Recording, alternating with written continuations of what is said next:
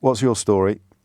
Hi, James. Hello, First of all, I just want to say thanks so much for raising awareness to this, because I think it's been on the fringes for a while, but now it's definitely becoming mainstream. It's parking on our lawn, isn't it? It is. Just what you spoke to then about the lady whose partner is in science.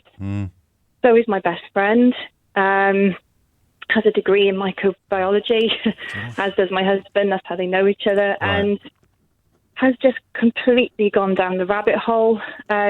We both had an interest, and I mean like an outside interest in conspiracy. Sure. But then he suddenly became quite recluse. He got rid of his telly, which was a real weird sign. He's just constantly on YouTube.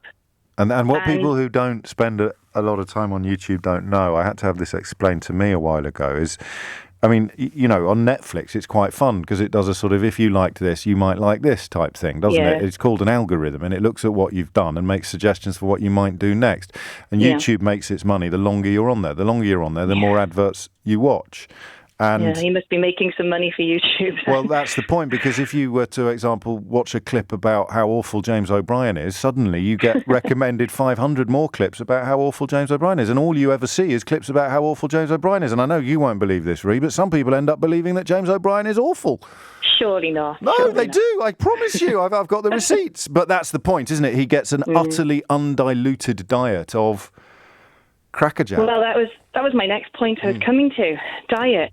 Believe it or not, it's even affected that. Go on. So he's now only eating meat. Oh, That's Lord. it. And when I said, is this an Atkins thing? Trying to kind of lighten it. He said, no, it's because of this. Oh, I even hate using these words, but the vegan woke culture that we need to stamp out. It's all lies. And of course, he doesn't believe in climate change. And he's a man of science. And when I say best friend, I mean he's pretty much an uncle to us then.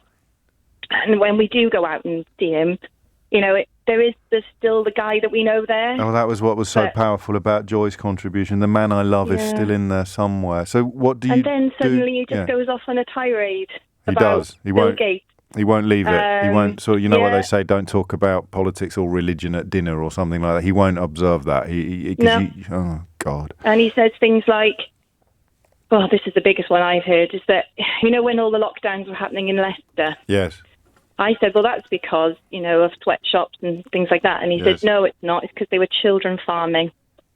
And that's QAnon, right? Or a version of... Yeah, it must be. A version of or QAnon. Like a British version of. I don't know if there's a British version of, but children farming?